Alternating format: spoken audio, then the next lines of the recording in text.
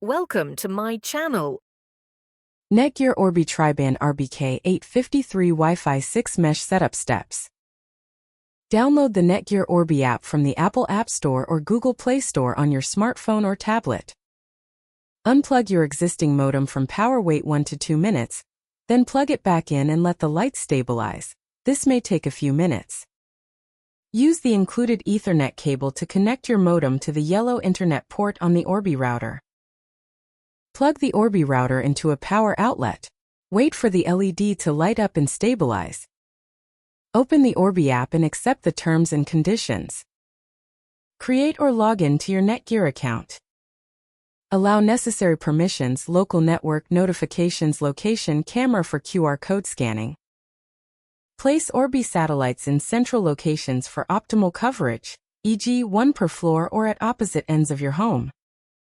Plug each satellite into a power outlet. Wait for the LED to stabilize. The app will automatically detect the satellites and add them to your network. The app will prompt you to join the new Orbi Wi-Fi network. Connect your phone to the Orbi Wi-Fi using the provided network name and password. The app may check for and install firmware updates. Let it complete this process. Thanks for watching.